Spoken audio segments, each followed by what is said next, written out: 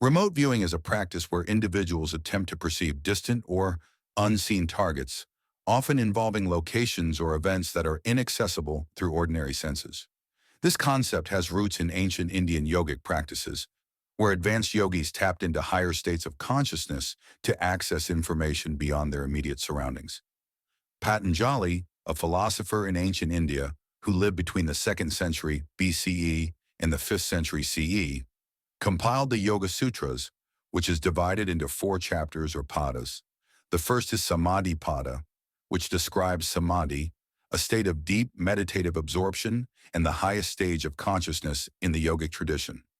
Sadhana Pada is the 2nd chapter and focuses on the practical aspects of yoga, outlining the discipline and methods needed to advance on the path of self-realization.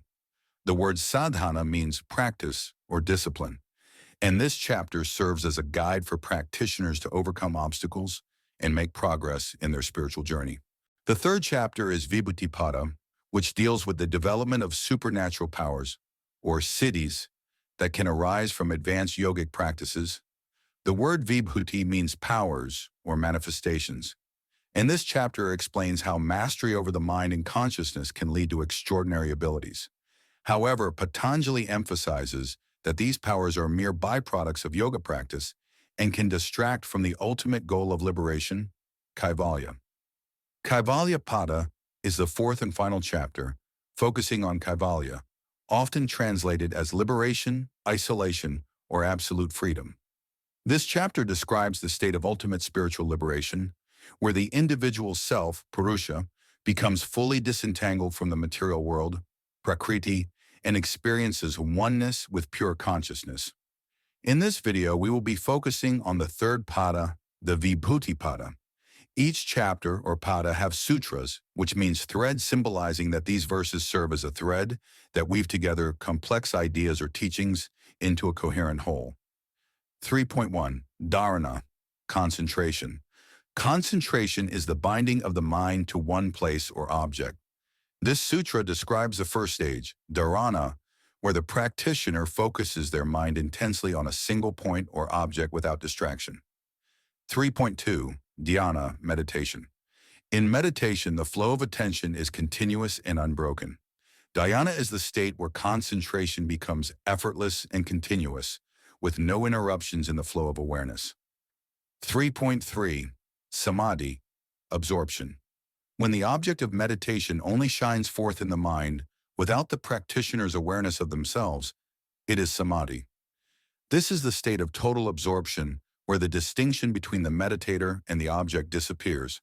3.4. Samyama. The practice of dharana, concentration, dhyana, meditation, and samadhi, absorption, together is known as samyama. Samyama is the combined practice of the above 3 stages, enabling mastery over the mind and leading to extraordinary abilities. 3.5. The powers of samyama. By mastering samyama, the practitioner gains insight and power over whatever they focus on. Mastering samyama gives rise to superconscious knowledge and powers, as the mind becomes attuned to the deeper layers of reality. 3.6. This sutra emphasizes that samyama should be practiced in stages for gradual mastery. Each stage should be mastered before moving on. 3.7. The practice of samyama is higher than earlier steps such as pratyahara, withdrawal of senses. Samyama is a more advanced practice than the earlier limbs of yoga, leading to deeper self-realization. 3.8. Transition to freedom. This sutra emphasizes that the powers gained through samyama are separate from the ultimate goal of liberation, kaivalya. 3.9. Transformation of mind. When the fluctuations of the mind are restrained and the mind is gradually brought under control, transformation, nirodha parinama, occurs. Here, Patanjali explains how controlling the fluctuations of the mind leads to a transformation where stillness is achieved. 3.10. Mastery over thought. As the mind remains more and more in a state of calm and focus, mental effort decreases. The more one practices concentration, the less mental effort is needed, and stillness becomes natural. 3.11. Steady progress. By constant practice, the process of focusing the mind on subtle levels, samadhi paranama, becomes steady. The practitioner learns to focus the mind on subtle objects, leading to steadiness in meditation. 3.12 Equilibrium of the mind. When the mind oscillates less between different states, one experiences ekagrata, paranama, or one-pointedness. This state indicates that the mind becomes perfectly concentrated on one object without distractions. 3.13 Mastery of elements. Through transformation, one gains mastery over the elements of nature.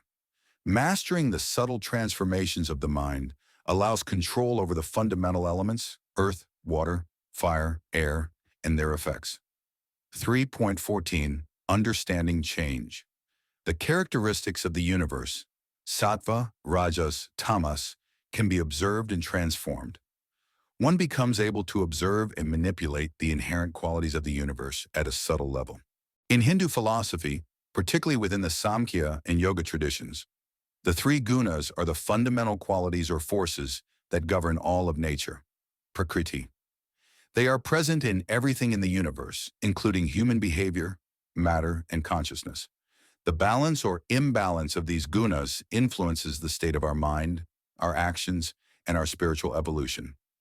The first guna is sattva, which means goodness, harmony, and purity. Sattva represents balance, clarity, harmony, and purity. It is the quality of truth, knowledge, wisdom, and positivity. When sattva predominates in an individual, they are calm, peaceful, joyful, and content. It fosters spiritual growth, compassion, and selflessness. Sattva makes the mind calm, focused, and clear. Sattvic individuals are more inclined towards understanding and inner peace. Examples of sattva are acts of kindness, selfless service, study of spiritual texts, meditation, being in nature. The second guna is rajas, which means passion, activity, and restlessness. Rajas represents activity, energy, passion, and movement. It is driven by desire, ambition, and action, often associated with restlessness and constant striving for change. When rajas is dominant, individuals are focused on personal achievement, power, and satisfaction of desires. Rajas makes the mind restless, agitated, and constantly seeking gratification. A rajasic person is often busy, goal-oriented, and ambitious, but may also experience stress, anxiety, and dissatisfaction if desires remain unfulfilled. Examples are competitive behavior, attachment to success and material gains, personal ambition, aggressive actions, and an active lifestyle that lacks balance or reflection. The third guna is tamas, which means inertia, darkness, and ignorance. It is the force that obscures consciousness, leading to confusion, delusion, and resistance to change. When tamas predominates, individuals may experience sluggishness, laziness, and stagnation. A tamasic individual may be prone to depression, apathy, addiction, and ignorance, and is often stuck in negative habits or destructive behaviors. Examples are laziness, overindulgence in sleep or unhealthy habits, ignorance of the consequences of actions, indulgence in destructive behavior or addictions. 3.15 Transformation and sequence. By understanding the sequence of cause and effect, the practitioner comprehends the transformations of nature. Understanding how one transformation leads to another enables control over the process of change in the mind and nature. 3.16 Through samyama, one can understand and transcend time. By mastering the nature of time through meditation, the yogi gains insight into past, present, and future. 3.17 Knowledge of speech. By samyama on the sound of words, one understands their true meaning and the hidden significance of all sounds. This grants the ability to understand the meaning behind any sound, including languages. 3.18 Knowledge of past lives. By samyama, one gains knowledge of previous births. The practitioner can remember past lives and understand karmic patterns. 3.19 Knowledge of others' minds. By samyama on the mental state of another person, the practitioner gains insight into their thoughts. The ability to read minds develops through this practice. 3.20 Limitation of mind reading. Though thoughts can be known, one cannot know the underlying purpose of the thoughts.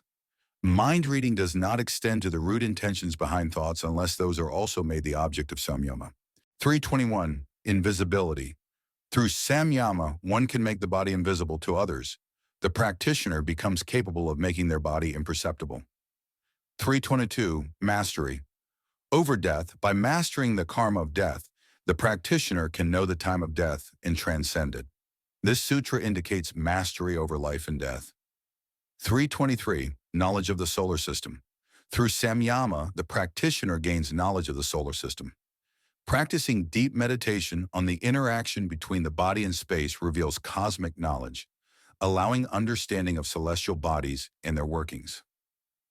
3.24. Strength of an elephant. Through samyama, the practitioner attains similar strength to that of an elephant. Focusing on the power and qualities of an elephant allows the practitioner to embody its strength and durability. 3.25. Knowledge of subtle things. The practitioner gains the power to perceive hidden or subtle objects. Through concentration on subtle realities, the practitioner develops an acute sensitivity to imperceptible phenomena. 3.26. Knowledge of the body's energy channels. The practitioner gains knowledge of subtle, hidden, and distant objects. Focusing on the body's inherent energy, tejas, allows insight into objects or places that are hidden or far away. 3.27. Knowledge of the cosmic forces, stars and planets. By samyama on the sun, the practitioner gains knowledge of the solar system and the workings of the universe. Meditating on the sun provides insight into the orbits, motions, and relationships of celestial bodies. 3.28. Knowledge of the moon. By samyama on the moon, the practitioner gains knowledge of the arrangement of the stars. Meditation on the moon reveals cosmic patterns and the arrangement of stars. 3.29. Knowledge of the pole star. By samyama on the pole star, the practitioner gains knowledge of their movements and path. Focusing on the pole star gives an understanding of the movements of stars and constellations, helping navigate both physically and symbolically. 3.30. Knowledge of the body's constitution. By samyama on the navel, the source of prana or life energy, the practitioner gains knowledge of the constitution of the body. The navel is considered a central point of life force in the body. Meditation here gives the practitioner insight into the body's structure and energy pathways. 3.31. Knowledge of the throat, water element control. By samyama on the throat center, the practitioner gains mastery over hunger and thirst. Meditation on the throat chakra helps the practitioner transcend basic physiological needs like hunger and thirst. 3.32. Stability like a tortoise. By samyama on the kurma nadi, the subtle energy channel at the base of the throat, the practitioner attains complete steadiness. Focusing on this subtle energy channel brings immense stability and mental calm, similar to the steadiness of a tortoise. 3.13. Knowledge of the mind. By samyama on the light in the crown of the head, Sahasrara chakra, the practitioner gains knowledge of higher realms of consciousness. Meditating on the crown chakra, the seat of higher consciousness, opens up spiritual insight and a connection to divine knowledge. 3.34. Knowledge of the mind and spirit. By samyama on the heart, the practitioner gains knowledge of the mind and spirit. The heart is seen as the seat of the soul. Meditation on the center grants deep insight into the mind and the true essence of self, Purusha. 3.35. Discrimination between mind and soul. By samyama on the distinction between the mind and the soul, Purusha, the practitioner gains knowledge of the soul. Through focusing on the difference between the mind, which is influenced by external objects, and the soul, which is pure and unaffected, the practitioner gains insight into their true spiritual essence. 3.36. Powers of perception. As a result of this knowledge, the practitioner gains extraordinary powers, such as being able to perceive anything without the use of the physical senses. By distinguishing between mind and soul, a practitioner's perception expands, allowing them to perceive things beyond the ordinary senses. 3.37. These powers as obstacles to liberation. These abilities are considered distractions from samadhi, although they are powers in the worldly sense. While these extraordinary powers can be useful, Patanjali cautions that they are distractions and obstacles to achieving true liberation. Kaivalya. 3.38. Out-of-body experience or astral projection. When the life force, prana, is separated from the body, the practitioner experiences the ability to transcend the body. The practitioner can experience an out-of-body state wherein the body and senses are transcended, leading to a higher spiritual experience. 339. Levitation and movement through space. By loosening the mind's attachment to the body, the practitioner can move freely through space, levitation or astral travel. Letting go of the mind's identification with the body allows the practitioner to transcend physical limitations, enabling abilities such as levitation or traveling through space. 340. Mastery of the body's energies, Udana Vayu. By mastering Udana Vayu, the upward flowing prana, the practitioner gains control over the body, attaining the power to rise above water, mud, thorns, etc. Control over this specific energy flow enables the practitioner to overcome physical obstacles, gaining buoyancy and lightness. 341. Mastery over the body's stability, Samana Vayu. By mastering Samana Vayu, the balancing prana, the practitioner creates a radiant light in the body. This mastery allows internal balance and stability, producing a radiant aura or light from the body. 3.42. Perception beyond the senses. By samyama on the relationship between the elements, earth, water, fire, air, and their underlying qualities, the practitioner can transform their physical properties. Mastery over the elements allows the practitioner to control their body and surroundings at a fundamental level, leading to extraordinary capabilities such as invulnerability or invisibility. 3.43. Freedom from bondage to the body. When the practitioner can dissolve their attachment to the elements, they attain the ability to transcend physical limitations. Transcending identification with the body and elements allows the practitioner to experience spiritual freedom, unbound by material nature. 3.44. Mastery of the senses. By samyama on the senses and their relationship to objects, the practitioner gains control over the senses. Understanding how the senses operate allows the practitioner to gain mastery over sensory perceptions, enhancing or transcending them. 3.45. Mastery of the elements. By samyama on the subtle aspects of the elements, such as their sound, touch, form, taste, and smell, the practitioner attains mastery over them. Through mastery of the elements, the practitioner can alter the fundamental characteristics of objects, gaining powers such as invisibility or invulnerability. 3.46. Perfection of the body. Mastery over the elements leads to perfection of the body, which becomes beautiful, strong, and invincible. The physical body itself becomes refined and perfected, radiating beauty, strength, and immunity from harm. 3.47. Mastery over the senses. By samyama on the subtle aspects of the senses, the practitioner attains mastery over them, gaining extraordinary sensory capabilities. Mastery of the senses allows the practitioner to perceive beyond normal sensory limits. 3.48. Knowledge of the mind's processes. By samyama on the mind's connection to the external world, the practitioner gains the ability to understand the minds of others. This enables the practitioner to perceive the thoughts, intentions, and emotions of others clearly. 3.49. Knowledge of the self. By samyama on the difference between the mind and the soul, the practitioner gains knowledge of the soul, achieving liberation. When the practitioner distinguishes between the ever-changing mind and the unchanging soul, true self-realization occurs. 3.50. Lordship over all existence. With mastery over all forms of existence, the practitioner achieves total control over the forces of nature.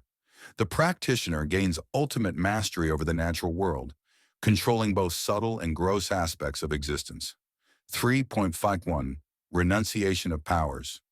The practitioner should renounce attachment to these powers to prevent ego inflation and to focus on liberation.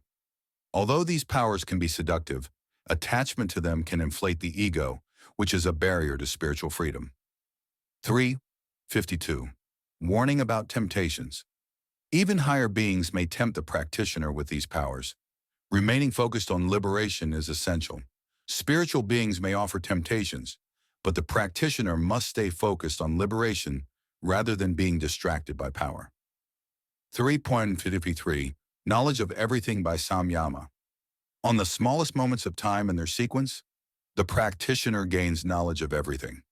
Meditating on the minutest units of time in their progression leads to a complete understanding of all knowledge, including past, present, and future.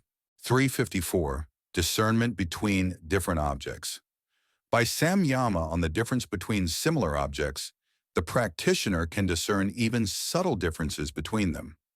This ability gives the practitioner refined discrimination, allowing them to see even the finest distinctions between seemingly similar things.